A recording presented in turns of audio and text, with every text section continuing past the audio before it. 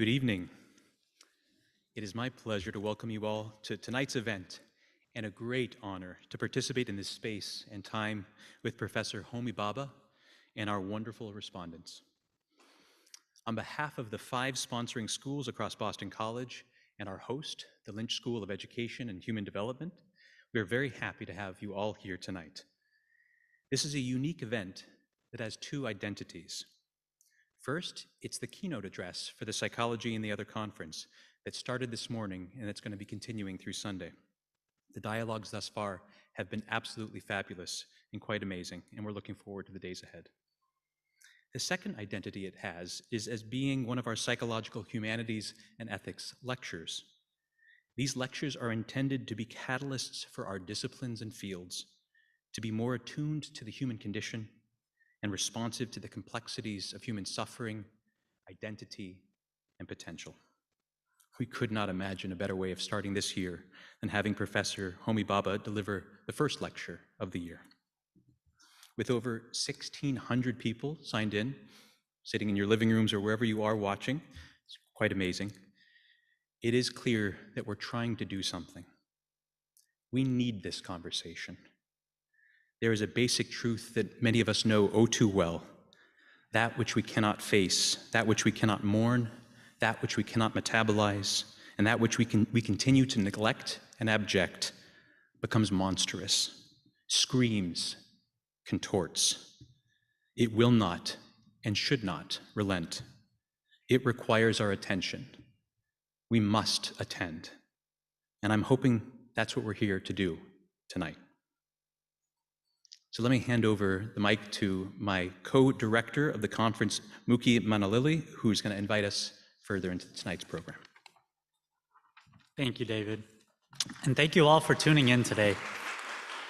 One of the things, as David echoed, as we speak into the heart of this, is that concept of the human condition.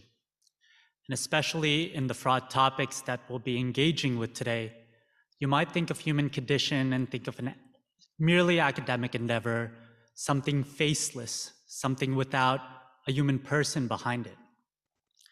So even as we speak into this, whether from the comfort of your living room, I invite you to think about those students, those patients, your loved ones. These are the people that we are invited to reflect upon. These are the faces that we are called to prior even to our freedom, a sense of responsibility for each of them. Not a static academic concept, but what has happened in the past year of global pandemic, racial injustices, suffering around the world. These are the faces that we invite you to conjure up today in our conversation. And this is the reason for this space. So we welcome each of you, but we also welcome you to hear the challenging call. And so to invite us to our conversation today, President-elect of Division 39, George Washington University, and also a dear soul sister of mine, Lara Shiha.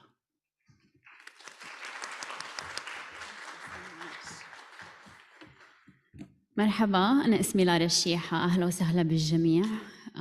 Hi everybody, my name is Lara Shihai or Shiha, and I'd like to welcome you all. Thank you everybody for joining us, and especially my esteemed colleagues. I would like to start off with a land acknowledgement that we are on the unceded territory of the Massachusetts people, and it feels especially important today with the topic that Homi Bhabha will be bringing to us.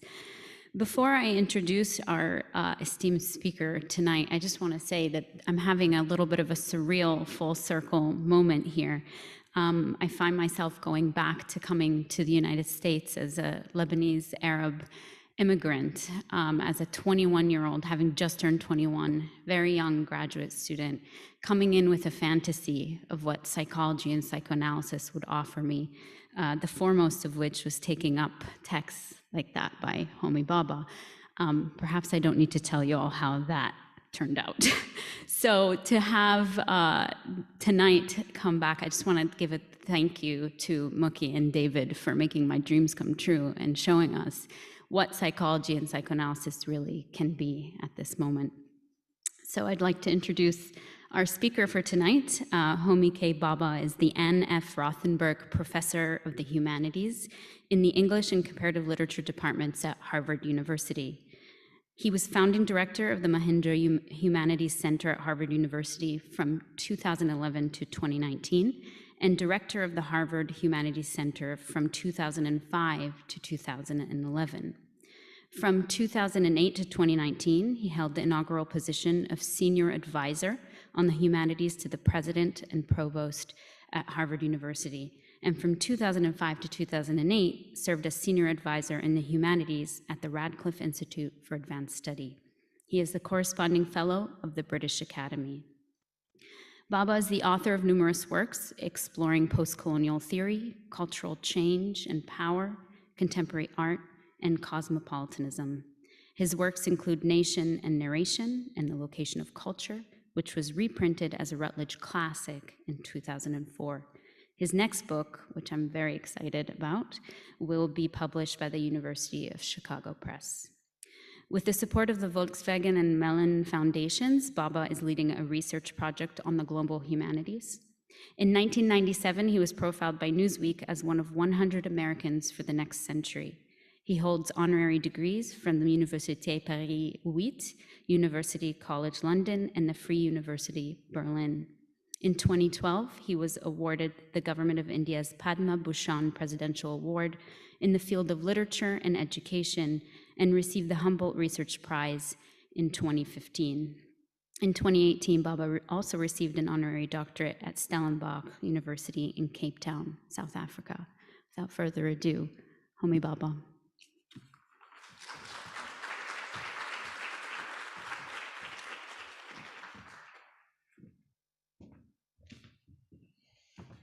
Yeah, where I come from, we tend to hug.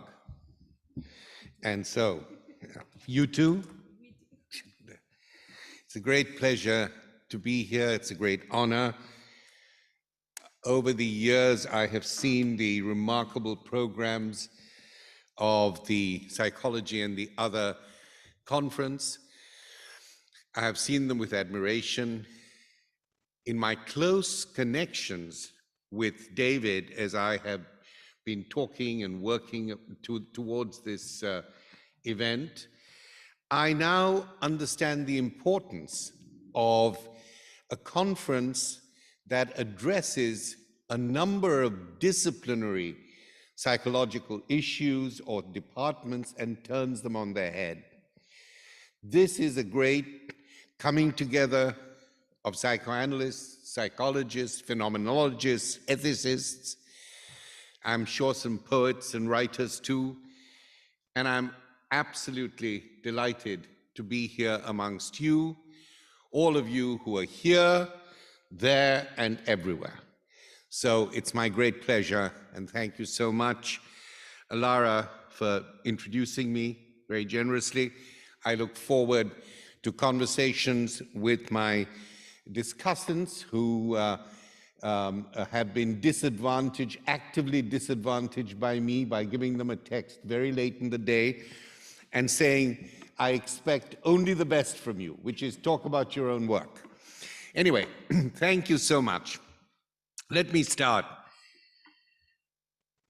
Good evening. Every present day is determined by the images that are synchronic with it. Each now is the now of a particular recognizability. In it, truth is charged to the bursting point with time. Walter Benjamin. The decolonizing movements of our times, be it Black Lives Matter, or Roads Must Fall, or the Arab Spring, have all sought Frantz Fanon's witness.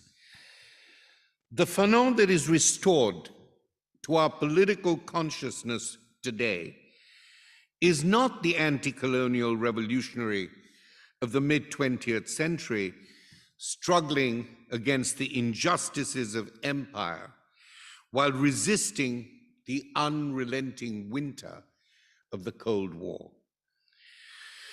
The significance of Fanon's work for the times in which we live, majoritarian, ethno-nationalist, and populist, is, I believe, of another order.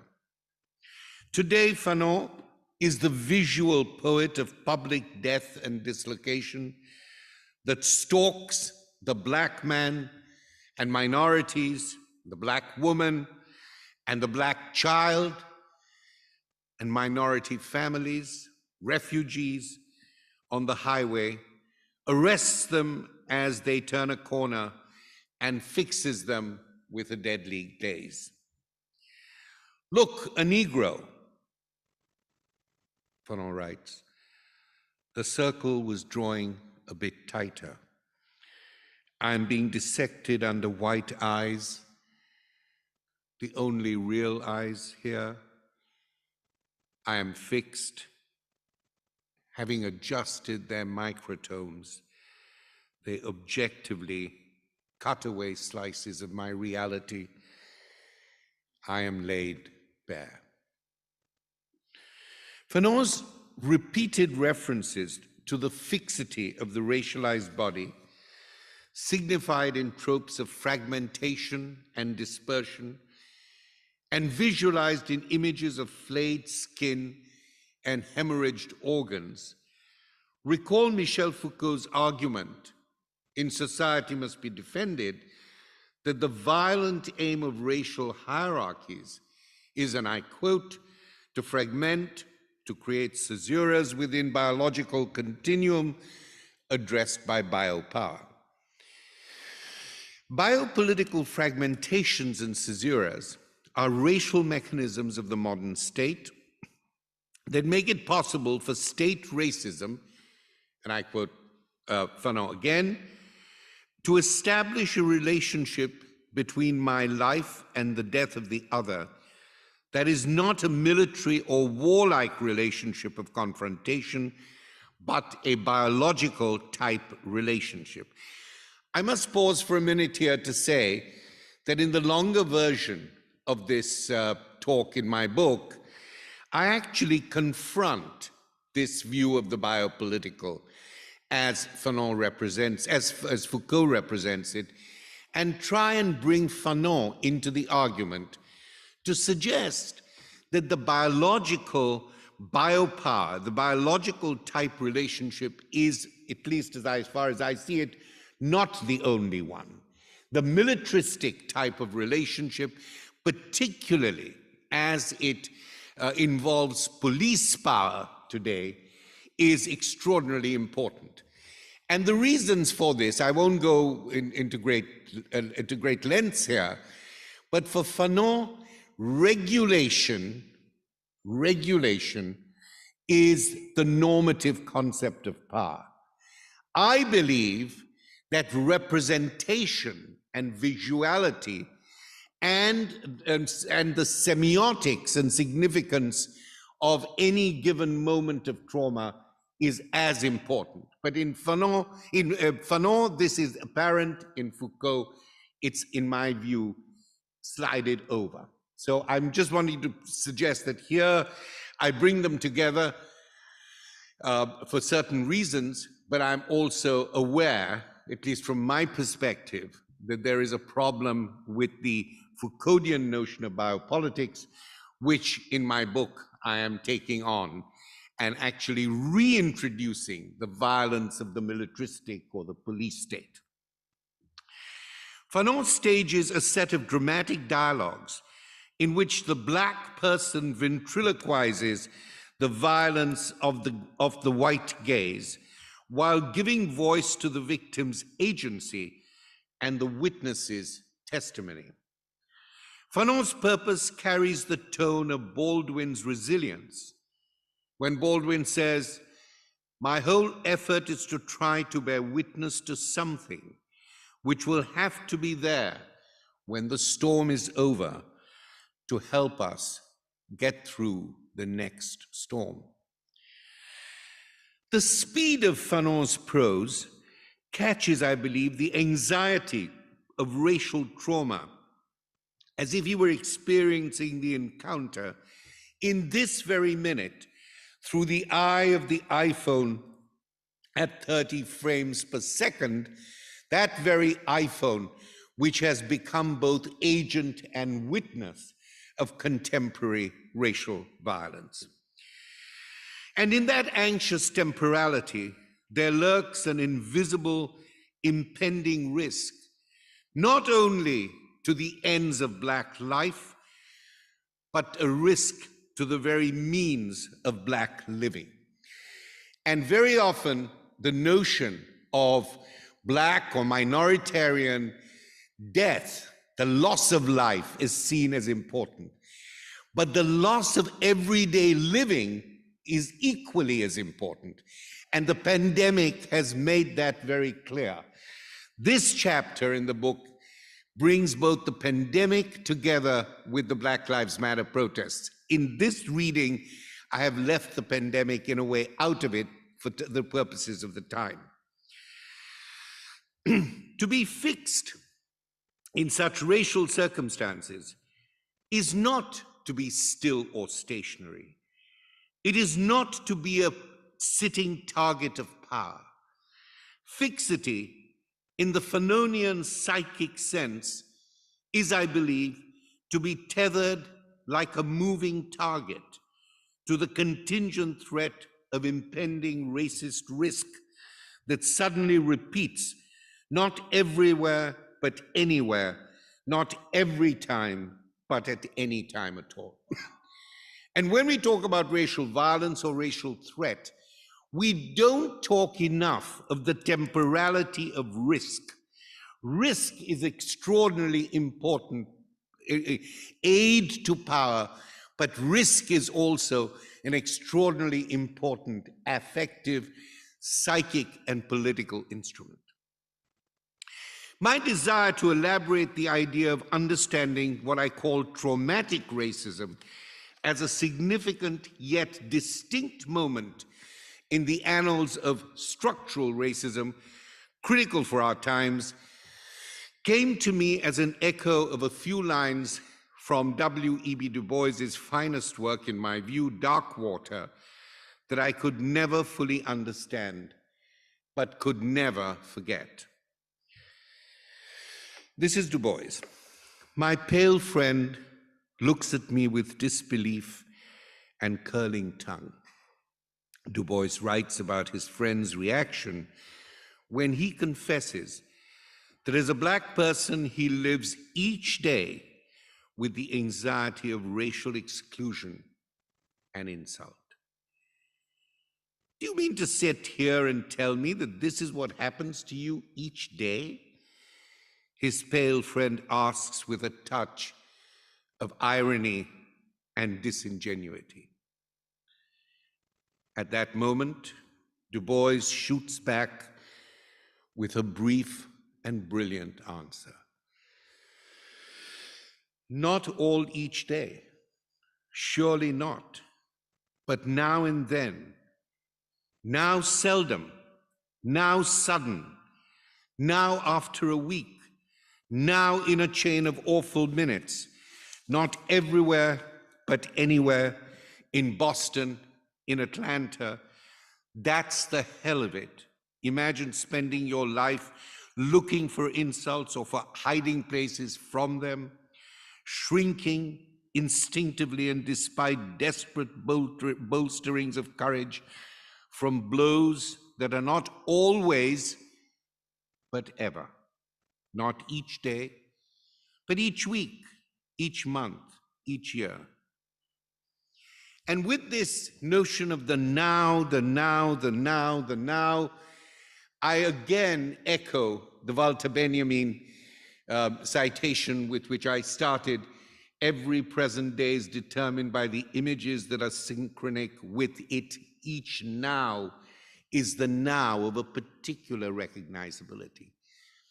just because you have seen it before, it doesn't mean that the moment now when it happens again is either something predictable or something that you are prepared for or something that you can learn somehow to ignore. The now is always important. If we don't think of it, then, as Du Bois says, we begin to lose the importance of the sudden shock, the fact that the racist moment, even in a society where we know it is institutionally racist, the racist moment, or what I call traumatic racism, can shock you, displace you, and even kill you, even though you know it exists structurally. Suddenly for me, on reading Du Bois, the spatial divisions of physical segregation were translated, not transcended, into the temporal duration of discrimination.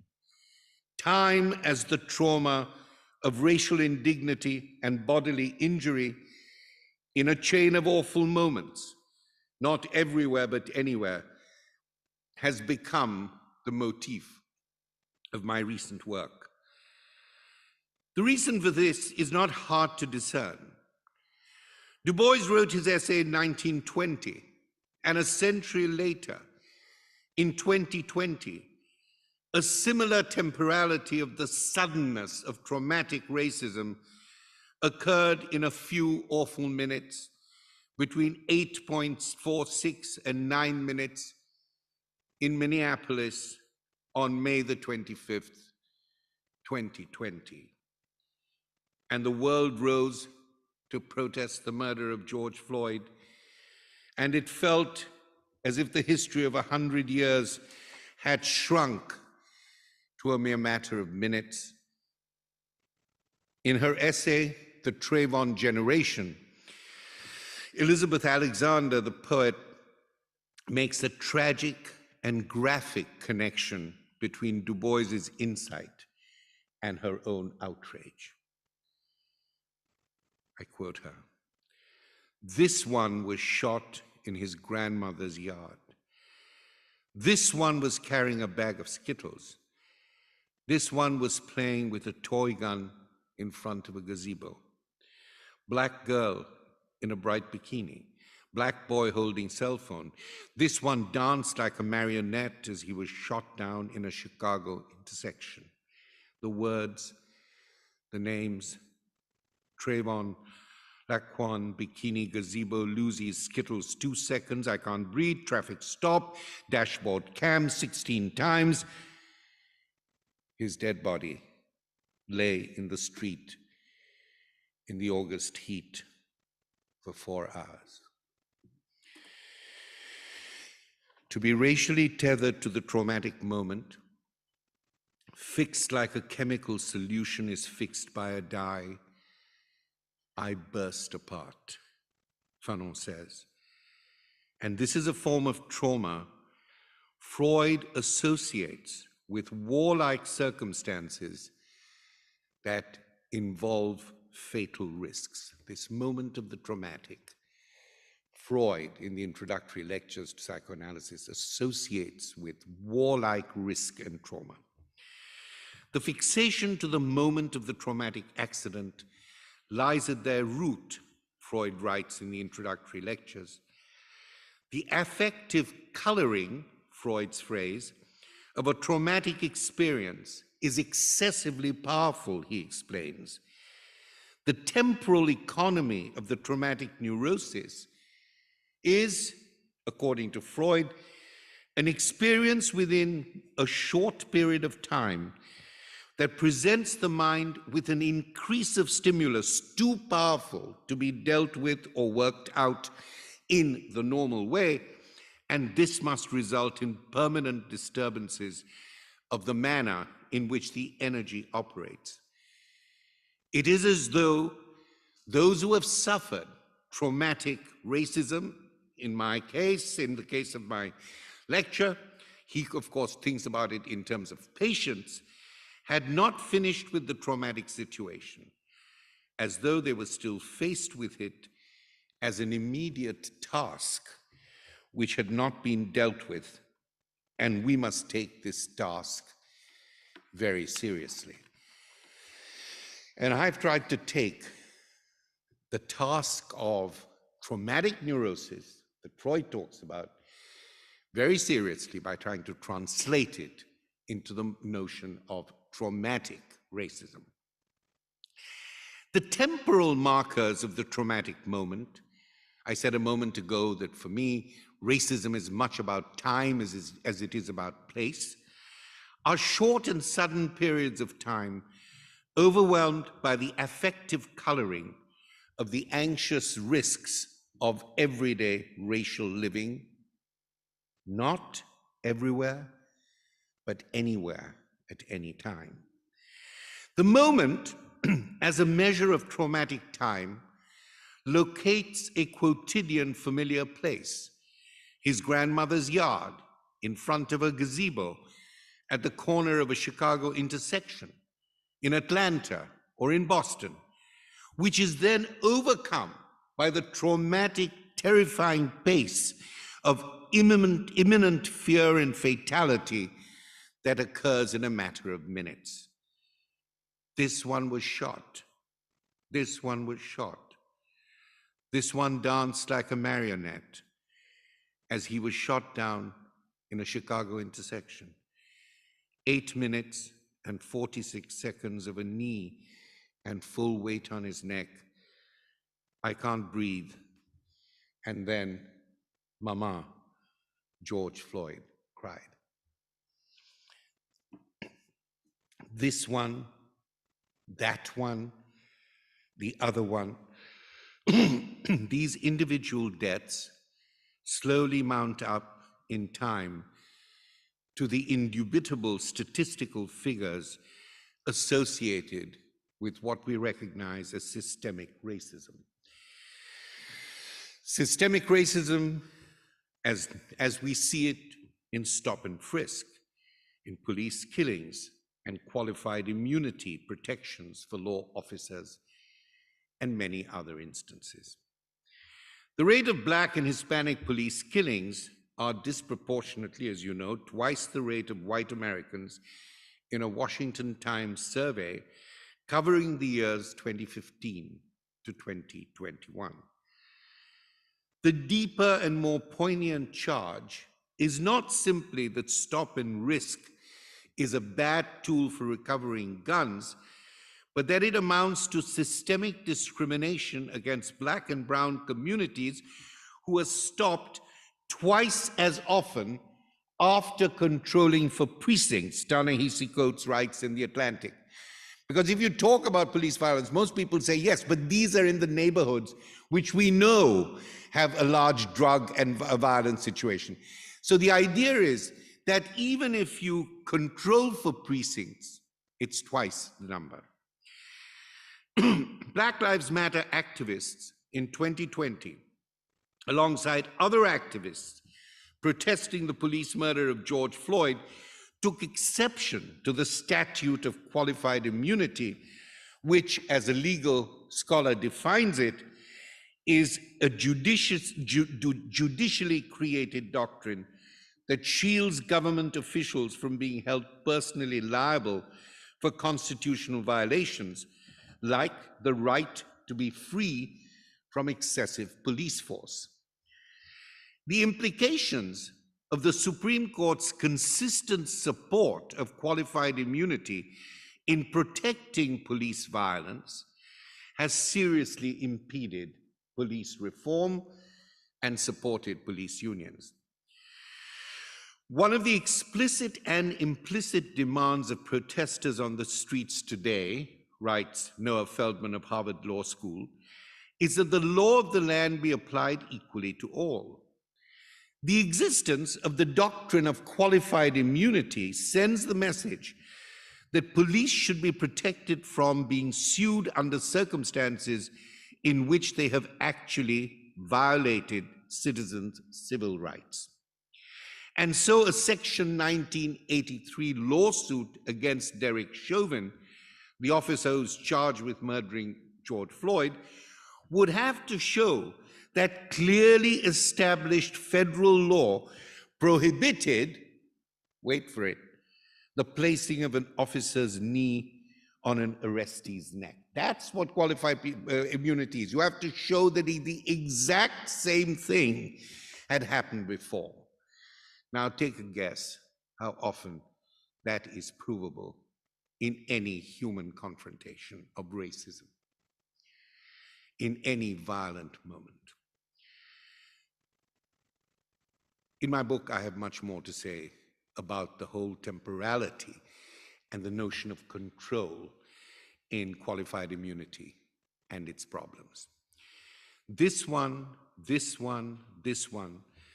those whom Elizabeth Alexander calls the Trayvon Martin generation are prone to becoming, over time, the statistical lives on which many police thinkers determine their cost-benefit calculations of racial risk.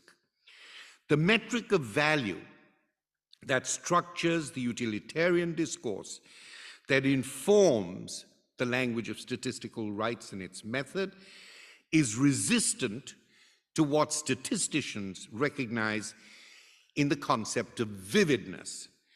What constitutes vividness?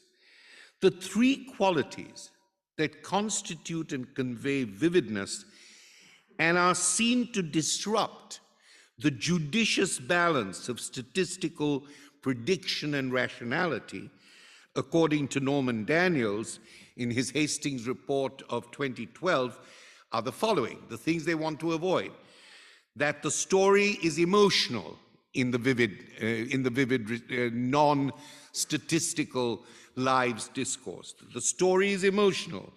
It uses visual images, and it seems to unfold in real time. So affective identification, visual enactment, and narrative temporality are considered to be distractions to rational choice. There are, however, policy thinkers who justify vividness as foundational to moral decision-making, but they extend the range of emotionality or affectivity no further than empathy in their assessment of the risk to Black lives and Black living. So empathy for them is the kind of master trope, and it is the extent to which affect is allowed into this discussion. By the way, when I talk about Black lives, I'm talking about it in terms of minority rights, in terms of minority lives. So please don't simply read it in, it has a multiple association of those who are the subjects of racist inequity, indignity, and violence. Scenarios of the traumatic moment of racial fixing are charged with affective stimuli that imprison the Black subject in a spatial location.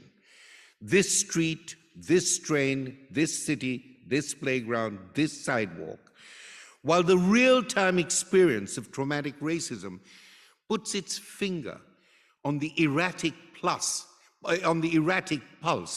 of ethical denigration and political dislocation that races through time in awful minutes. The emotional range of these traumatic moments far exceeds the moral and emotional norms of empathy. Here, in the thrust and throb of traumatic racism, there is an overwhelming and entangled welter of psychic effects and political effectivities. There's projection, there's fear, introjection, inversion, anxiety, the random repetition of time. Memory clashes with real time or is confused by it, and everyday custom suddenly becomes a carceral experience. You can see it in Fanon's visual scenes of Black effacement. There are also performances of the victim, Fanon himself, ventriloquizing the patronizing humiliation of the white racists' savage civility. Let me quote. This is Fanon. Understand, my dear boy, color prejudice is something I find utterly foreign. But of course, come in, sir, come in. There is no color prejudice amongst us. Quite, the Negro is a man like ourselves. It is not because he's black that he's less intelligent than we are. Fanon comments, I already knew that there were legends, stories, history, and above all, historicity, which I had learned from Karl Jaspers, then assailed at various points. The corporeal schema crumbled, its place taken by a racial epidermal schema.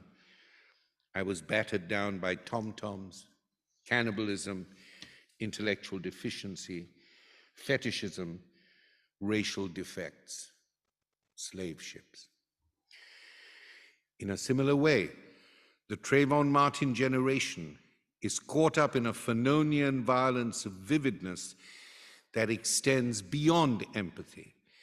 Here, stories of Black death accompany the very birth of a generation of Black youth.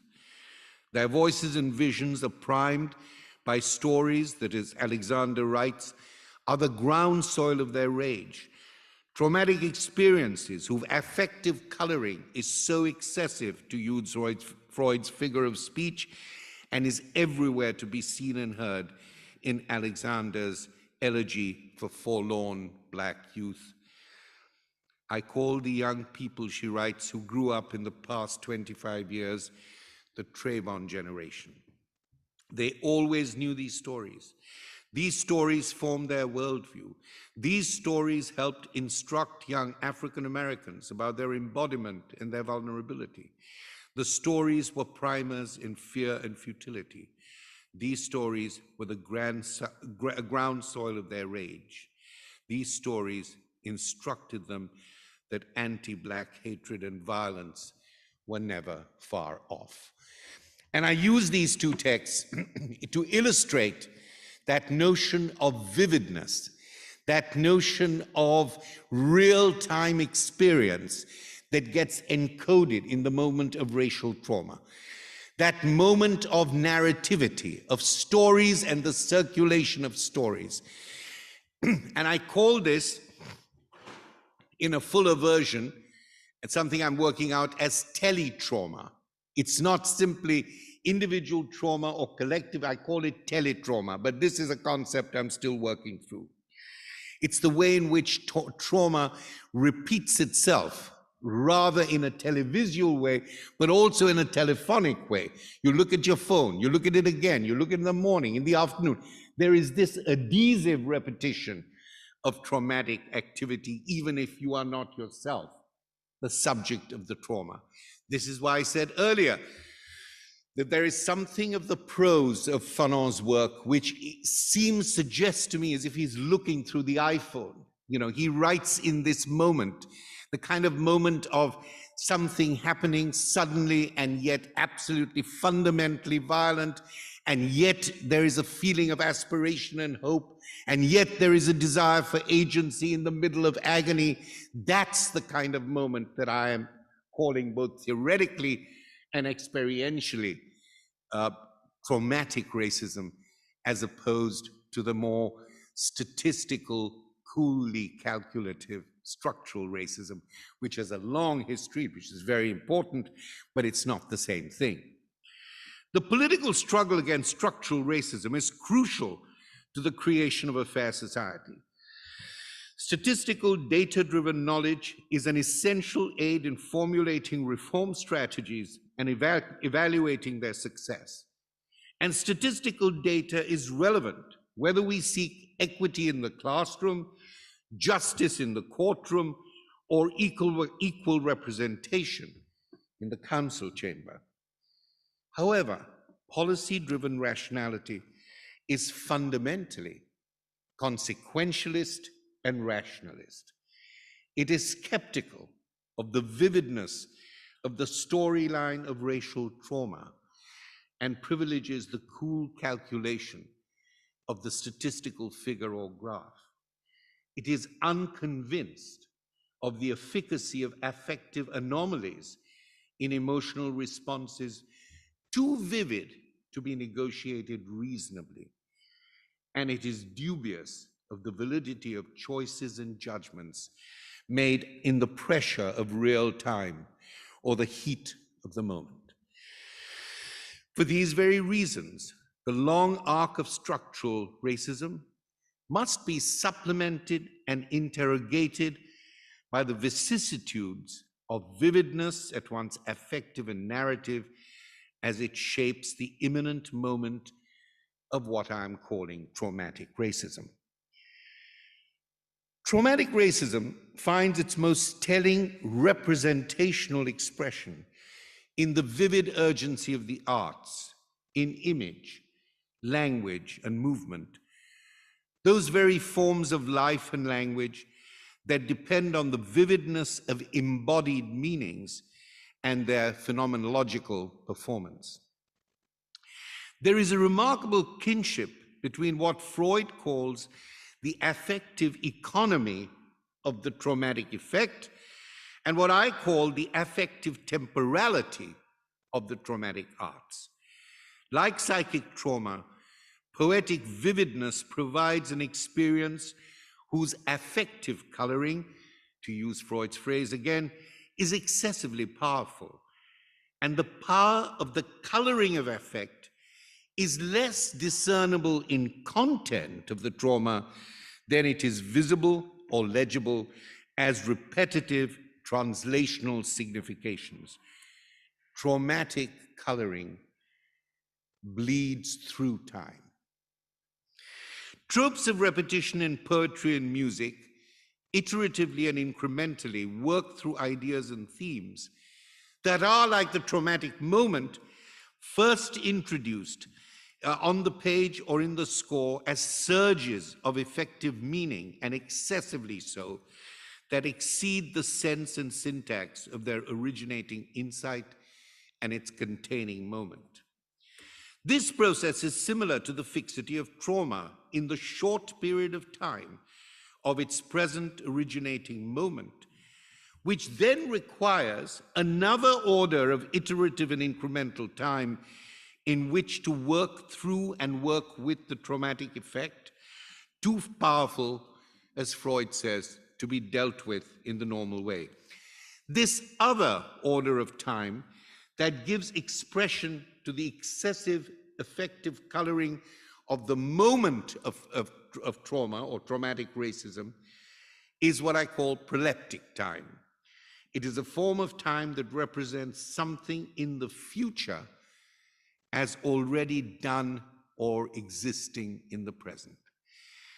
Proleptic time is like the memory of the future, not the memory of the past. Proleptic time is prognostic. It foreshadows the racial traumas of the future in the present, as if it were the past poised for yet another attack, not everywhere, but anywhere. In addition, proleptic time does something more ethically and temporally compelling.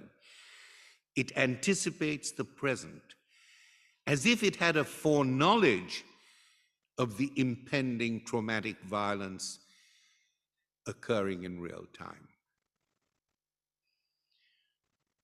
When the fixity of racial trauma transplants the subject into an iterative and interminable presence, as if the future and the past are unfolding in the real time of the present, then you arrive at Claudia Rankine's lyric, "Stop and Frisk." Claudia Rankine. Then flashes a siren, a stretched out roar, and you are not the guy, and still you fit the description, because there is only one guy who is always the guy fitting the description. Each time it begins in the same way, it doesn't begin the same way. Each time it begins, it's the same. Flashes, a siren, the stretched out roar, because there is only one guy who is always the guy, fitting the description. Listen carefully, my friends, for the siren's stretched out roar, whose affective coloring, Freud would say, is excessively powerful, that fixes the trauma of stop and frisk in an imminent moment. Get on the ground now, while what I've called the proleptic coloring of affect relentlessly pulls the future back into the present. Each time it begins in the same way. It doesn't begin the same way. Each time it begins, it's the same. Flashes, a siren, the stretched out roar. The risk to Black lives and Black living ticks in minutes, accompanied by the siren's roar as life ebbs away at a rate of 8.46 minutes on a street in Minneapolis. Racial profiling is just what it says it is. A profile of a racial body, a political silhouette in black and white, an outline of another emptied of her or his ontology. Racial profiling is not about a person or a citizen brought justly before the law, where legal procedure protects human dignity and security. Stop and frisk in disproportionate cases is about a Black body picked out like a shadow in the headlights of a police car, terrified by the stretched out roar of the siren, the body set against the horizon, fixed like a cut-out figure, and you are not the guy, and still you are the guy who fits the description. Our current politics tells you that you should fall victim to such an assault and lose your body, Ta-Nehisi Coates writes, and it is somehow your fault. Trayvon Martin's hoodie got him killed. Jordan Davis's loud music did the same. Profiling goes beyond prejudice or discrimination, in my view. The outline of the Black body or the minority figure caught in the headlights of the police car or the law and order system is a dismemberment of the Black person, limb by limb, in reality or symbolically, which is a more extreme form of psychic torture than dehumanization conveys. Fanon describes the traumatic moment of racial profiling as an unmerciful imprisonment. What else could it be for me but to turn myself into an object? What else could it be but an amputation, an excision, a hemorrhage that splattered my whole body with Black blood?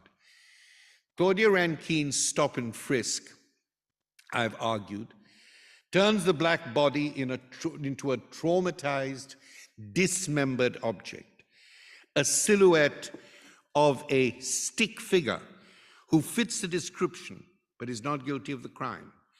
Fanon's trauma of unbearable dislocation turns the Black person into an object of visceral violence with the harms of profiling, tom-toms, cannibalisms, fetishisms. Poetic justice, then, as I have tried to illustrate it with Fanon's writing and Claudia Rankine's, and Fanon is, in a way, the poetic psychiatrist, and Claudia Rankine is, in a way, the poetic philosopher. But poetic justice then has had its say in what I've called the importance of vividness. But what of the letter of the law? Let me turn as I end to Justice Sotomayor's dissenting judgment in Utah versus Strieff, June 2016, that follows almost seamlessly, I believe, from Fanon and Rankine. It is my concluding and yet convoking image and concept of what I'm called today traumatic racism. I'm excerpting a few lines from her judgment on the police practice of what is called the Terry stop, or the pretextual stop, which is like stop and frisk. And here I won't go into the details, but effectively it's the same thing, the policeman confronting a black body. I won't go into the details of these different kinds of stopping. I'm excerpting a few lines from a judgment on the police practice of stop and frisk that she turns into a vivid phenomenological account of police harms and public humiliation. As the black body is broken down, dismembered, as I said earlier, limb to limb, for the purposes of evidence and examination, Sotomayor's narrative breaks down the police action into real-time anxious moments, moments of trauma, short, affective charges of traumatic racism that provide a narrative of the black body caught, juxtaposed in cinematic frames of alien postures. First, you are told that you look like a criminal because there is only one guy, and the description always fits him. Then your human dignity is soiled by an invasion of your bodily privacy. After that comes the curbside spectacle of public shaming. And finally, the stripping of your rights as a citizen. Sotomayor writes a rare judgment in which the practical procedures of criminal justice, or indeed criminal injustice, are turned into narratives of extraordinary, extrajudicial affective coloring that speak up for the trials of traumatic racism that can change a life forever in a few sudden minutes. This is the judgment. I have chosen to describe it and give you a framework before I read it. Here it is. The indignity of the stop is not limited to an officer telling you that you look like a criminal. He may then frisk you for weapons. This involves more than just a pat-down. As onlookers pass by the spectacle of shame, the officer may feel with sensitive fingers every portion of your body. A thorough search may be made of your arms and armpits, waistline and back, the groin and area about the testicles, and the entire surface of the legs down to the feet. Even if you are innocent, you will now join the 65 million Americans with an arrest record and experience the civil death of discrimination by employers, landlords, and whoever else conducts a background check. By legitimizing the conduct that produces this double consciousness, this case tells everyone, white and black, guilty and innocent, that an officer can verify your legal status at any time. Stopped, frisked. It says that your body is subjected to invasion while courts excuse the violation of your rights. It implies that you are not a citizen of a democracy, but the subject of a carceral state, just waiting to be catalogued. I dissent. That was Sotomayor. We are compelled to come to terms with freedom's possible futures as they fly past in a few minutes in present time, half understood, never fully seen. How long will this protest movement last? How long will this group carry on? These are absolutely the right questions to ask, as so long as we don't believe that there is a right answer to them. In asking these questions, we prepare ourselves for a political temporality of speech and action, which I have called traumatic racism, for which we may as yet be unprepared, but which enables us to act beyond the long-lasting policies of evolutionary reform, healthcare reform, police reform, criminal justice reform, that are all too often afflicted with short memories and broken promises. The intimation of the future's present is often a sudden and untimely moment. It disturbs our sense of historical duration, makes us unsure of political direction. It bewilders us, as many protest movements do, and renders us belated.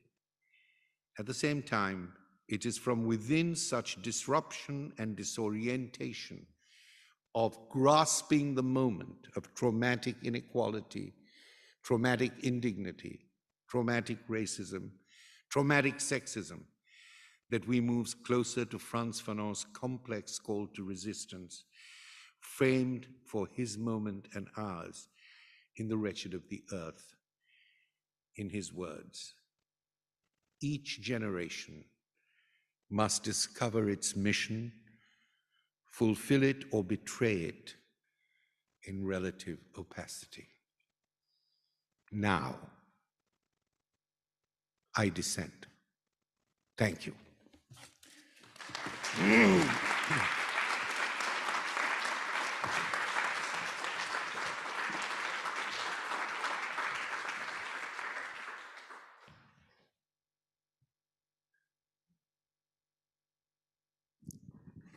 Can you hear me? All right, wonderful. Thank you so much. I mean, it was beautiful reading it, sitting in a parking lot in the car, but this was even more powerful, and I think we all felt it. I feel the affect in the room as well. So, having given my phone to David, I don't have a clock, so give me a 2-minute warning, because I anticipate this conversation is going to be quite wonderful between us.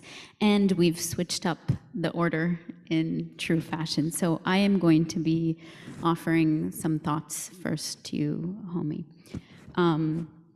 So I've jotted down my thoughts. They're a little bit disaggregated, but I trust that you can handle it. So the first thought I had is this traumatic moment that you sort of illustrate for us, and sort of traumatic history, traumatic racism, but really you encapsulate it in the traumatic moment. And I found myself wondering about how this traumatic moment, as both extended and fixed, is not accidental, but because of the particular logics that are built into racism, right? And here, Indigenous scholars like Maria Yellowhorse Braveheart or Joseph Gahn, who's at Harvard with you, have talked about sort of Indigenous racial trauma as very different than what the trauma industry would have us think as a fixed in time, point in time trauma. My own work is on innocence, and particularly psychoanalytic innocence, but I found myself thinking that that moment is extended and fixed because of innocence, because of disavowal, what Gloria Wecker might call white innocence, right? A fixedness of that trauma, because there's no release valve of acknowledgement about the trauma as it has happened, but rather a constant move to innocence away from that acknowledgement. So it remains fixed in many ways. That disavowal also sometimes comes to us as an insistence on ghosts and hauntings, what you also call back to us and say, actually, no, this is not just of the past. This is sort of catapulting us into the future, which does away with this idea of ghosts and hauntings. And the hypervisibility you suggest, even in a silhouette, right? So the threat of what it's about, that silhouette conjures for me as I think about these things, is that threat will materialize, right? In a silhouette, it's always what will potentially materialize. Fanon's racial epidermal schematic. And the only betrayal is the anxiety felt by the white gaze. that this is not a material, it exists in silhouette form, but comes to materialize through that anxiety that is felt, but then has an innocent valve of release, making it fixed constantly. So that's the first thought that I had. The second thought was your idea of proleptic time. And I was wondering if we could think about proleptic time as a symptom also, with the intent to refuse atomization, refuse dismemberment, right?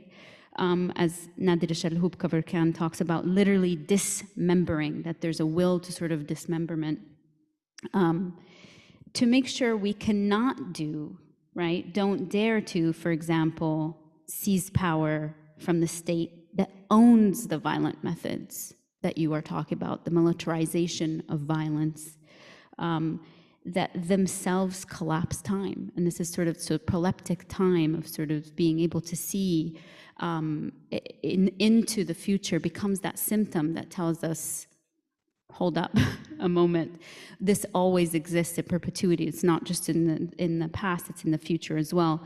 And here, this collapse of time, I'm thinking, for example, I was just on a talk about Islamophobia, and one of my dear colleagues and friends, Tariq Yaoub, who is a huge fan of yours too, was talking about himself as a Muslim in 9/11, being a sixth grader, and seeing Bush talk about on TV, sort of talk about, we will go after them, we will not forget. And fast forwarding to 2021, hearing Biden saying the exact same thing. And this is the sort of the collapse of time as well, always a symptom. The third thought I have is this idea that goes back to your silhouette, your concept of silhouette, where I found myself thinking how the outline of the Black body, particularly in the context of this settler colonial state, and therefore the indigenous body perhaps too, exists prior to arriving, right? The silhouette materializes, but exists in the psychic space of the white gaze prior to even coming forward as a silhouette, not just as an unthought known, but in many ways clinically, I'm thinking about a psychotically conjured known disavowed, right? Woven from the colonial violence of which Fanon warned us more than half a century ago. And here I'm reminded of his words, the redistribution of racial guilt, right? Or distribution of racial guilt. And we were thinking about a redistribution where it's always encapsulated in this silhouette. My final thought, and then I want to end also with a question to you, is how we see the embeddedness of this logic, what we might call settler colonial logics in many ways. And they don't just appear by accident, right? So you're talking about sort of the racial violence, particularly in this country, on Black bodies. And I'm thinking about my own work, particularly in the context of Palestine, about the deadly exchange that the settler colonial state of Israel has, the settler colonial state of the United States, where police officers train together with what is called the defense forces, occupying forces. And in this way, I'm sort of thinking about the global reach of this militarized power, as we spoke earlier, as shoring up each other. And so this sort of question of how do you begin to disrupt these global networks that shore each other's power up in a very particular way, so that that silhouette is consistently, you can find that silhouette everywhere, right? Because the logics are the same. In the context of the United States, it might be Black. In the context of Palestine, it's the Palestinian. In the context of India, perhaps we see the Muslim, so on and so forth. So my question that I'll leave you before then I pass it along to Sheldon is, how do we move away from discourse of mutuality in identifications under the conditions of racial trauma as you've set out for us? And particularly because I'm thinking about this idea of mutuality as deflecting from the sustained analysis of power that you've laid out for us. And in this way, move us to problematize the consumption of the predetermined silhouette by a specific gaze, everywhere, anytime. Thank you. Thank you very much. I'm going to be very brief at this point. sorry. Sheldon, I'm going to be very brief. It's on? It's on? Yeah. So I'm going to be very brief. And first to say that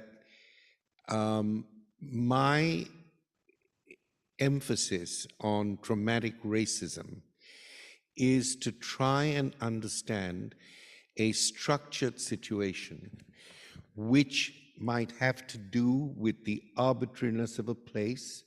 It might have to do with the structural implications of the police force. It might have to do with the notion of risk. So I'm trying to suggest that these moments bring together different temporalities, different anxieties, different possibilities. It's not as if they don't exist within a structure. My concern is that the traumatic racist moment, and this is not trauma, I'm not a trauma studies person at all, but a traumatic moment needs to actually constitute a history other than one that says, this always happens. Because this always happens then allows you to say, well, you know, let's talk to the council in the council chamber. Often does not allow us to see the way in which the temporality and the phenomenology and the cruelty of these attacks changes our definition of what is structural. You know, I think when we say structural, it always becomes this longer history. I've said quite clearly, we need the structural analysis, but we also need now something else. And that something else became clearer and clearer to me through the pandemic period. And then, of course, this eruption of the risk of the Black Lives Matter protest. And yet it's a risk for a certain ethical sense of right. So I want to, as I've often done, change the time, the temporalities, and then change the forms of agency and action. That's one issue. And I just say the second issue is, or I don't know whether the silhouette is the same and exchangeable in different places. You're right that the repetition of what I've called the silhouette is there. You're absolutely right that it is a symptom of majoritarianism. You're absolutely right that it gives, in all these locations you've mentioned, it gives rise to a national history which disavows all forms of disjunction and difference. You're absolutely right. But for instance, in India, the anti-Muslim sentiment is based on a particular notion of Hindutva, Hinduism, which has some of the same signs and symptoms of what goes on in the Middle East, in Palestine, but the reasons are different. One is a quest for nationhood. The other is also a quest for nationhood, but it's a quest for a kind of impossible mythical nationhood. It spends its whole time reinventing myths. School books are now distributed in India saying that, you know, in Vedic times they discovered cosmetic surgery. The atom bomb was already invented. So, and this is being actually actively taught. So I'm just suggesting that I completely see how the paradigm of the silhouette translates, but I'm saying we need to translate it. And that's what I hope to do with you in the future. Thank you so much. Sheldon? All right, I will be introducing you first. So Sheldon George is professor of English and chair of the English department at Simmons University in Boston, Massachusetts. He's a scholar of Lacanian psychoanalytic theory and of American and African American literature and culture. George is author of Trauma and Race, a Lacanian study of African American racial identity, co-editor with Jean White of Reading Contemporary Black, British, and African American Women Writers, which came out in 2020, and co-editor with Derek Hook of Fresh Off the Press, Lacan and Race, Racism, Identity, and Psychoanalytic Theory, and that's 2021. Take it away.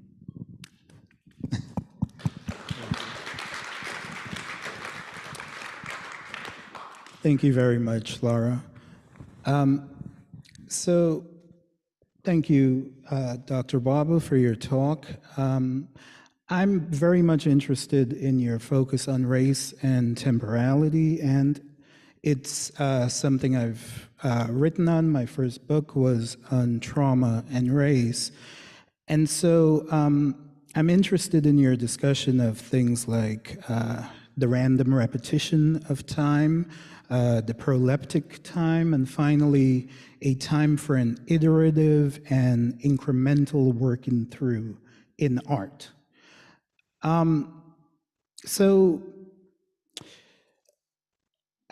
one of the things that I'm always interested in is thinking about how we can think psychically, but also historically.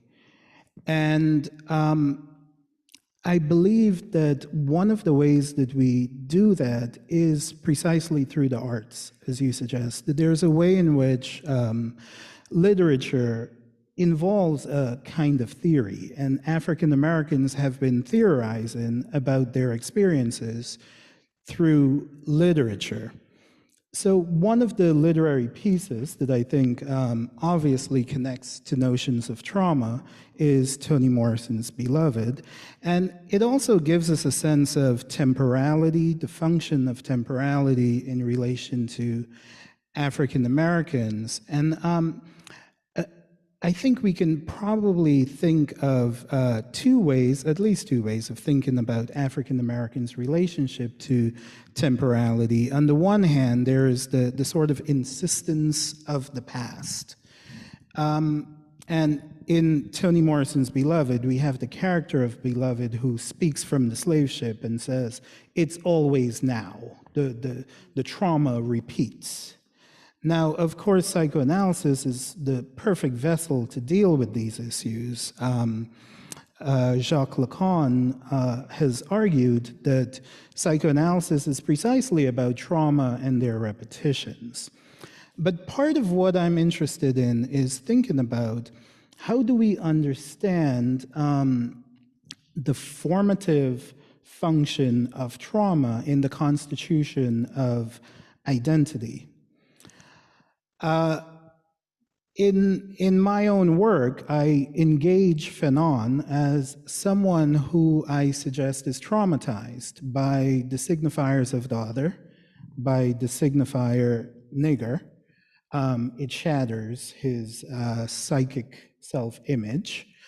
But there's an interesting moment where Fanon says, from the other side of whiteness, the Black world was calling to me. Black art was to be my savior. So there is in Fanon, and I think in trauma, a shattering of the psyche, which then gets reassembled by identity. And for Fanon, racial identity becomes a means of remaking the self in this moment. And I think this is also true of many African Americans. I would suggest that part of what African American identity does is it sort of protects us from a confrontation with the traumatic collapsing of our illusions of not lacking. But there's also a way, I think, in which African American culture has sort of invented a new relationship to repetition. Scholars like James Sneed have argued that trauma isn't necessarily what defines the repetition that is yet still central to African American culture. So he talks about music, he talks about the repetition of the drums, and the sense is that their repetition is artistic, it's expressive. So there is this dilemma, I think, in which the very thing that traumatizes you, being race, right, becomes the source of your identity. So it is both liberating and imprisoning.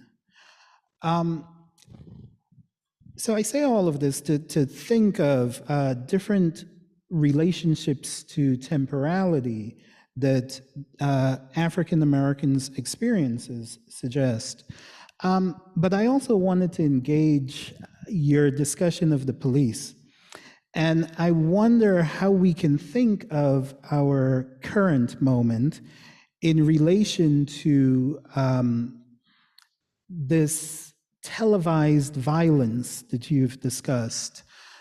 You know, I think for a moment in time, a lot of us felt that having the police recorded on camera would be somehow liberating. It would be a means of returning the gaze so that one sees what the police is doing and it cannot be denied. And I've been thinking about this actually in relation to your earlier work and your discussion of things like mimicry, where there's a sort of slippage that's caused by resemblance. That slippage, as you describe it, is dependent upon the sense that there is no essence, there is no true self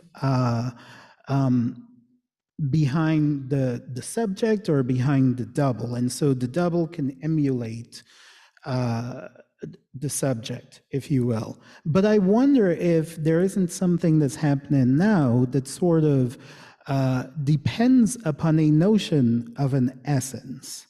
And here I'm thinking in terms of Lacanian theory and in terms of a notion of jouissance, where Lacanian theory suggests that what defines us is our pleasures, our jouissance.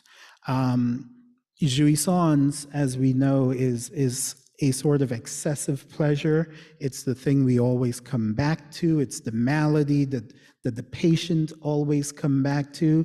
And I think it's also the racism that our culture comes back to. So if we think of the police as a sort of double, I wonder if it's possible to imagine the police as the double of the law, as the double of the nation. And what is so appalling about the violence that we see committed by the police isn't that it lacks any sort of moral justification, but really that it reveals something about our jouissance.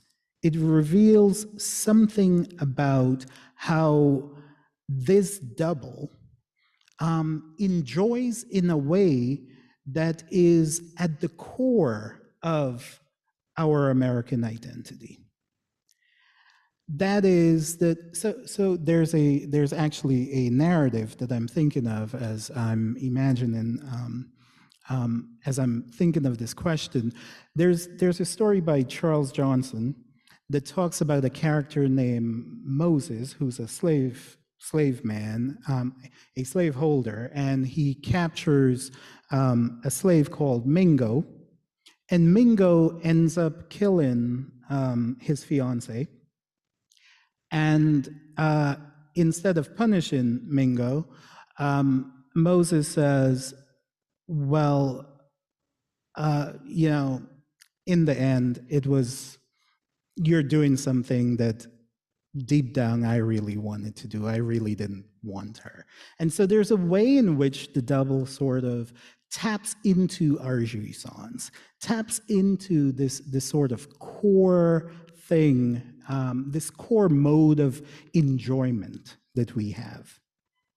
And I wonder if part of what is revealed in the violence of someone like Chauvin isn't just the temporality of an enjoyment that goes on for over 9 minutes, but also the sense that it says something about how we enjoy as a nation. It says something about how racial violence is built into the unspoken core of our identity. Thank you so much. I think I would suggest a couple of things. One, that the notion of jouissance, which has no object, which otherwise, it would come to an end in a way. It has no object. And therefore, it is a continual form of displacement. Jouissance allows you to have a form of displacement. And I think that to go back to what you said, if you think about the continual recurrence, not only of violence against blacks and migrants and minorities in a system that sees itself as white supremacist or majoritarian or Hindu supremacist or we can go around the world thinking about that or identifying that same process. My concern is how and why the object of race should always be the objective of jouissance. I'm saying I see a difficulty there because whereas I see the form of jouissance in the American psyche, if you want to put it, the concept of jouissance, why it does not work for me, is because to historicize it, in some way, I think, goes against the spirit of what it does. I think it's difficult to attach it to an object. And I think the powerful thing of what you said is that we've had this jouissance, this enjoyment that occurs in this country. But the fact that it's cathected on a particular notion of race and slavery, etc., is to me the problem. I'm not saying that one couldn't solve it, but I'm saying that to me is the problem. Now, the very good point you make about Toni Morrison, there I think in Beloved we see something, we see two things that are different. First of all, there is a kind of counterfactual ethics of the ghost, which is so important. Setha, my mother, you had every right to have your own views about slavery. You were even justified in your view that as a child, a slave child, the very conditions of being a field slave mother might end in my death, as a lot of, because slave owners were ruthless in not giving black mothers enough time, particularly field slaves, to feed their children, to keeping these babies out in the sun, and so on. But, says Beloved, you had no right to kill me. Mm-hmm. That's the issue there. And so in this kind of repetition is what I'm calling traumatic repetition. And I'm also talking about how it relates to the traumatic arts. Yes. I am saying that. I'm not, and the traumatic art doesn't mean that it's a tragedy or a comedy. I'm just saying there's a traumatic kernel there. And finally, finally, of course, at the end of Beloved, there is this whole thing which says, this must stop. This is not a story to pass on. This is not a story to pass on. And they come to, the women come together. Another text that I've just been teaching, which I think very highly of, I think maybe one of the most interesting of her late novels is Home. Yes. Where you have this same compacted, incomprehensible, affective coloring at the start, right? Mm-hmm. And then it works itself out and out and out and out, and then there is the moment of some kind of a healing. Yes. So I'm just saying that with that jouissance, There is, in Morrison, there is a way in which the iterability creates a working through. And this is one of the reasons why I'm interested in the traumatic. Right. Because it's not only that Freud says that it's short, which I think is very important. We're always looking for long histories, long evidences, you know, and I like this emphasis on the shortness. I think Claudia Rankine is very much a poet. I think in many ways, Baldwin was a person of the short measure of trauma.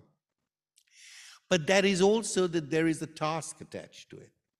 The task which will not be done in the normal way, which is why I talk about the proleptic moment. Right. And just finally, I want to say, you know, of course, jazz is about repetition and experimentation. Of course, you're absolutely right. Fanon says, I am dismembered, but I have put myself together with these fragments. So the fragmentation never stops, and the fragmentation is the traumatic task. Yes. But in a way, I would say that the risk to life and the risk to living is different from the risk to freedom in jazz. Repetition in jazz, which can be tragic, but it is about finding your form. Right. And so those are the thoughts I had. Yeah. I wonder, though, if we think in terms of the iterability of trauma, right? The repetition of trauma, it seems as though there are moments where jouissance seems to upsurge, right? Moments where pain and trauma become localized, become sort of historicized. Yeah. Right. That's exactly right. That's exactly why I was taking these moments and actually talking about these specific moments. What I was not doing was trying to create a large theory of traumatic racism and then fit instances in it. I was doing the opposite in the kind of method of that Walter Benjamin talks about as constellations, the way in which the small moments construct a translational mosaic. Yeah, absolutely. Yes. Thank you so much for your comments. Thanks a lot. Thank you. Right. As Derek turns on his mic, I will introduce him. Dr. Derek Hook is an associate professor of psychology at Duquesne University and an extraordinary professor of psychology at the University of Pretoria. He's the author of A Critical Psychology of the Colonial in 2011, Post-Apartheid Conditions in 2013, and 6 Moments in Lacan 2017. In addition to acting as a co-editor with Caleb Neal on the Palgrave Lacan series, he's also the editor of Lie on Your Wounds, the collected prison correspondence of Robert Mangaliso Sobukwe, and co-editor with Sheldon of the forthcoming, actually here, right, Lacan and Race. His co-edited volumes of the Reading Lacan's Écrits series have provided an invaluable resource for colleagues engaging with the daunting psychoanalytic writings of Jacques Lacan. So thank you for the opportunity to be able to respond to some of your thoughts, Homi. What I'll do, I think people are getting a little tired and the evening's coming to an end, so I'm going to offer maybe 5 or 6 somewhat scattered thoughts, but I think hopefully they'll also have a kind of reiterative and summative quality, let's hope. And one of the ideas that Professor Bhabha spoke about tonight, which I'd just like to emphasize again, maybe just to repeat it, racism is as much about time as it is about place. And I think that notion, racism is much about time as it is about place, will encircle the various comments I'll make, and those will lead to a question, which in some respects you've answered, and maybe I've got some thoughts about how to answer that as well. So here's our first thought, first moment. In some of Professor Bhabha's more recent work, he has focused on the small individual moment. And in doing that, there's an interesting blend, both of Fanon and Walter Benjamin, And the phrase that you've used, that you've drawn on, is this idea that this small individual moment, the time at hand, might in fact be the crystal of the total event. And a couple of things that you've said tonight seem to reiterate this idea of the small moment, the now of a particularity or a particular recognizability for one, the idea of truth charged with time, both of these ideas stemming in some respect from Benjamin. And just now, the idea also of the untimely moment. So here I think there's a certain respect for and a certain working with almost the microtemporality of the small moment. So I want to keep that in place. The second idea, I suppose, if you could think of another unifying theme of much of what you've said, I think we could start to think about what is the time signature of political trauma and racist trauma.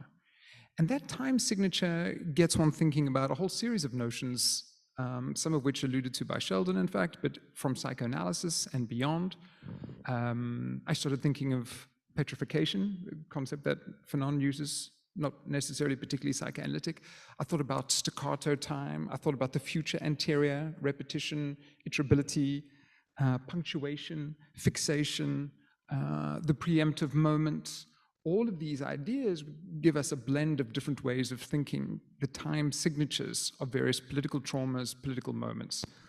But the one that you gravitate to more than any other, at least within psychoanalytic theory, is Freud's assertion that, and here's the quote, the temporal markers of the traumatic moment are short and sudden periods of time, overwhelmed by affective coloring. So again, that reiteration of the short moment.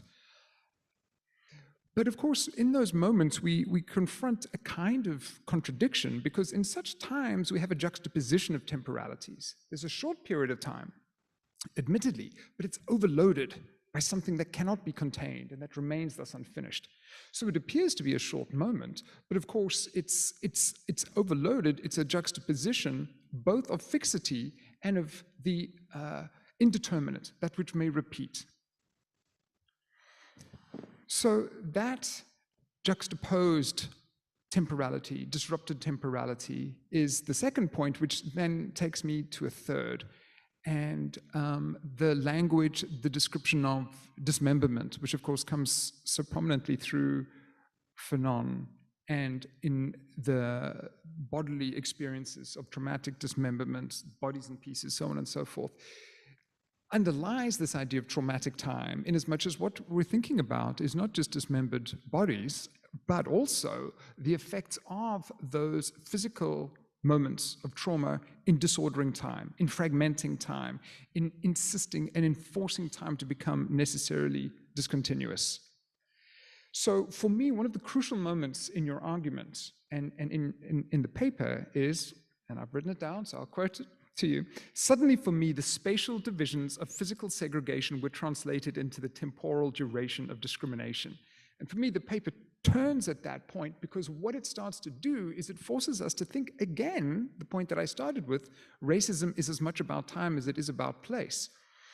But I think so much of our vocabulary for thinking about, segregation being the key point, we often think about those discriminations in terms of spatial divisions. But the challenge then is to constantly think multiple, varied facets and dimensions of racism, of discrimination, in terms of the microfibers of temporality. So I like that. I think it's a conceptual challenge which lingers, and I think it'll be some time before we're able to grapple adequately with that challenge. Fourth theme, building on this spatial divisions of segregation needing to be translated into temporal. In some of the work I was doing on Fanon recently, I was thinking about how racism enforces certain types of ontological deformation, you could say. And keeping it fairly simple, you could say, the famous scene that you alluded to, we see Fanon undergoing subjectivity being objectified. But it's not just that shattering experience. He also talks about, around the same time, about a whiteness that burns. So not only do we have subjectivity objectified, made thing-like, we also have the materiality of the racist world imbued with the metaphysics of racism. In other words, how we have a world that murmurs, whiteness burns, a traumatic layering of the spectral dimension of white racism.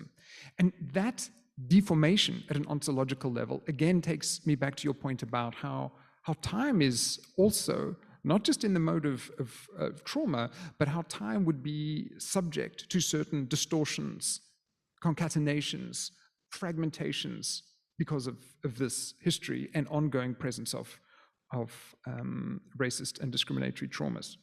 So on to the last idea then. And this last idea is also the one that takes us to a question. And in fact, it was the question I was listening for carefully in what you were speaking about tonight. And I suppose for me then, the question would be, there is in various interesting ways, almost as if there's movements in the paper, perhaps itself a kind of staccato reformation of the argument, an allusion to how we might think not just temporality and trauma together, but temporality, trauma, and the ethical. And I was listening and sending, like, say more about the ethical. And so I'm going to kind of end with that. But what I wanted to ask is, what ethical opportunities? It sounds like a paradox. It sounds like a problematic thing to say. But what are the ethical openings, the ethical possibilities that become apparent through traumatic times? And the other moment in your paper, which will start to answer this question, I've got 3 thoughts about how that might be thinkable. But one of the ideas that made me want to get out of my seat when I read it and walk around the room was the relative opacity thing. So we've got the relative opacity quote. So we know the quote, here it is: each generation, says Fanon, must discover its mission, fulfill it, or betray it in relative opacity. And you know, people have said and grappled with, what does he mean by this? And I must confess, I feel a bit silly because so often I've thought about this as a kind of epistemic blockage, something that can't yet be seen. But of course, the force and the arrangement of what you've said tonight makes me realize that the relative opacity here connotes not just a not knowing, but a future not yet revealed as such. It is much a temporal as an epistemic condition. So I think that question of relative opacity, which also, of course, means one cannot quite yet see what the future might be, is a crucial one. And I'll end just by saying that the untimely moment, which takes us right back to the moment, the short duration, the untimely moment seems itself to be loaded with a certain ethical possibility, inasmuch as it necessarily brings with it a type of newness. And I liked very much the idea of proleptic time. And I was trying to shelve all my Lacanian stuff, but the one moment where I thought there would be a nice point of friction was, of course, I suppose, maybe it's easy to anticipate, but the future anterior. That future anterior tense of what I will have become, it seems to have a certain pleasing tension or friction with the notion of the proleptic. And I know I said I'd stop, so this is finally it. This does not necessarily relate to what you were talking about at all, but just I was thinking about David's comments actually about sufferings and difficulties, and so many people having an awful time through the COVID. And the one maybe slightly overly obvious time signature and famous quote that often came to mind was the Gramsci thing. The crisis consists precisely in the fact that the old is dying and a new cannot yet be born. In this interregnum, a great variety of morbid symptoms appear. That sounds quite separate from what you were talking about, but it still seems to me to have an interesting resonance with some of the time signatures and the prospect of some ethical possibility emerging from all of that. Thanks. Thank you very much. I have, sorry. It was a bit difficult to catch everything you said, but let me just say that I do think that what you did in and around what my lecture was a kind of summation. You did bring various things together, for which I thank you, and I think the audience here and elsewhere will also thank you for that. I wanted to just talk about one issue where, or two issues, I think, where you in some way indicated that you wanted me to say more to the best, to the best of my ability here. One, I'd written a lot about time lag and the notion of future and the future anteriority. I wrote about it in terms of Toni Morrison and various other moments. What I like about the proleptic is precisely what you have asked for, which is the ethical challenge.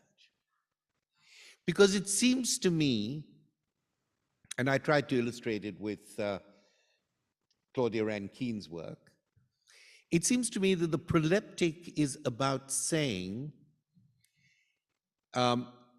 I have to place myself in a future that I don't know, relative opacity, in order to ask myself, how will I act now? So it's a kind of disembodiment of the self. It's a kind of displacement of one's own position to think, both contradictorily and disjunctively, difficult though it is, so how would I act?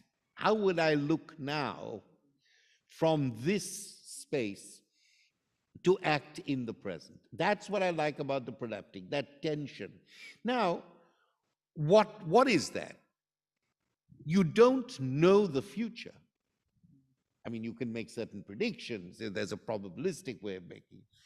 But when I say, how would I act if I were to see myself in that future, that allows me to reconstitute my ethical beliefs with, you see what I'm saying, with a certain distanciation, and to look back. That's the moment of a certain kind of temporal alterity, which I think the prosthetic allows you to do. And there is a kind of ethical commitment or an ethical task, to use Freud's work. Of course, you're absolutely right. And I hope I didn't suggest that the short moment was contained in itself, because the short moment is the moment where the task of the proleptic, the task of a certain translation, and the task of a certain repetition takes place. So yes, there is a kind of attenuation rather than extension of the moment of trauma. And that focusing on the moment of trauma is not that it does not allow you to think about agency in the future or what do I do. It does allow you, but it gives you a different basis on which to do it. Let me also just say something that my talk today, as you may have picked up, was also a critique of the notion of statistical lives, which is a whole kind of moral legal discourse that has gained weight, and it's part of the way in which you think about making choices, and so from that point of view, I was trying to use this notion of the vivid, both as a certain affect, an affect of violence, an affect of, and I was looking at violent moments, as a moment of affect, and as a way of counteracting the judgments that you make, good ones even, on the basis of statistical lives. Thank So you. that's what I was trying to do. And I want to thank you all for helping me in this very new project. Part of it is in my book, part of it I'm still writing, but I thank you for your help and for your generosity and hospitality. Thank you. Thank you very much. Thank you so much. Thank you, everybody.